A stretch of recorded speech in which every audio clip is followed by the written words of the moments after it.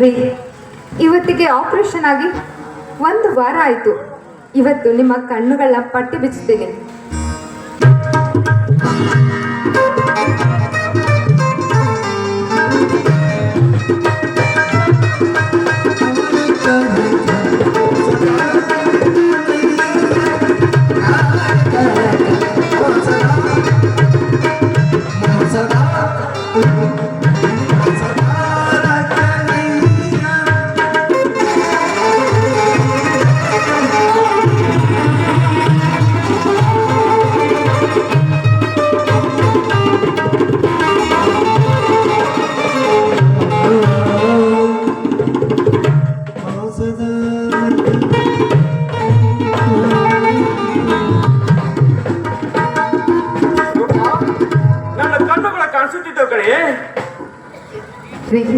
ಬಹಳ ಸಂತೋಷವಾಯ್ತು ರೀ, ಸಂತೋಷವಾಯ್ತು. ನಿಮ್ಗೆ ಕಣ್ಗಳನ್ನ ಕೊಟ್ರಲ್ಲ, ಅವ್ರಿಗೆ ನಾನು ಯಾವಾಗಲೂ ಚಿರಋಣಿಯಾಗಿರ್ತೀನಿ ರೀ. ಅವ್ರಿಗೆ ಧನ್ಯವಾದ ಹೇಳಬೇಕು. ಹೌದು ರೂಪ, ನನಗೆ ಕಣ್ಣು ಕೊಟ್ಟು ನನ್ನ ಅಣ್ಣ ಪುಣ್ಯ ಕಟ್ಟಿಕೊಂಡ. ಆ ನನ್ನ ಅಣ್ಣನಿಗೆ ಸದಾ ನಾನು ಚಿರಋಣಿಯಾಗಿರುತ್ತೇನೆ. ಹೌದಪ್ಪ, ಇವತ್ತಿಗೆ ನನ್ನ ದೇವರ ಆಸೆ ಈಡೇರಿತು. ಯಾರು? ಅತ್ತಿಗಮ್ಮ.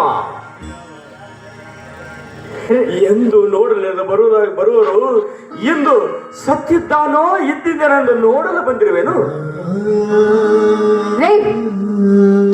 ಏನ್ರಿ ಅವಳ ಮಾತು ಕೇಳ್ಕೊಂಡು ನಿಂತಿದ್ದೀರಾ? ಅವಳು ಗಂಡನ ಹೊರಗಡೆ ಹಾಕ್ತಾಗೆ, ಜೂಳನ ಒದ್ದು ಹೊರಗಡೆ ಹಾಕ್ರಿ.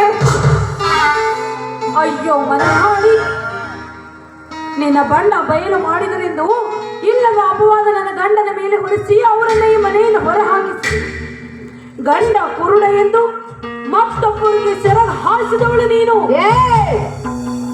ಹತ್ತಿಗೆ ಸಾಕು ನೋಡಿ ನಿಮ್ಮ ನಿನ್ನಾಗೆ ಅಪರಾಧ ಹೊರಿಸಿ ಈ ಮನೆಯಿಂದ ಹೊರಗೆ ಹೋಗಿದ್ದಾನೆ ಆ ನಿನ್ನ ಗಂಡ. ನನ್ನ ಹೆಂಡತಿ ಶುದ್ಧ ಅಪರಂಜಿ, ಅವಳನ್ನು ಮಾತಾಡೋ ಹಕ್ಕು ನಿಮಗಿಲ್ಲ.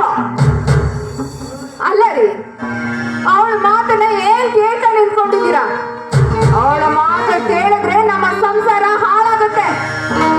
ಮೊದಲು ಒತ್ತು ಹೊರಗಡೆ ಹಾಕಿ ಅವಳನ್ನ.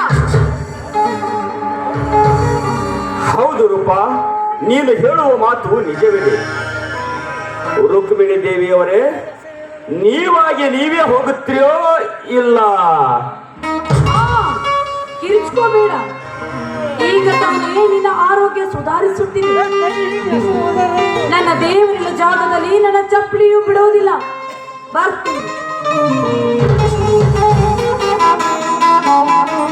ಒಂದು ಮಾತು, ಕಣ್ಣುಗಳು ಹುಷಾರು.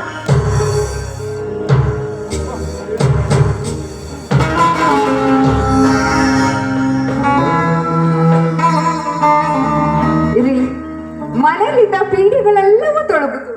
ಇದೇ ಸಂತೋಷದಲ್ಲಿ ಹಾಡಿ ಕುಣಿಯೋಣವೇ? ಹೌದು ರೂಪ, ನೀನು ಮೊದಲಿಗಿಂತಲೂ ಬಹಳ ಸುಂದರವಾಗಿ ಕಾಣುತ್ತಿರುವೆ ರೂಪ.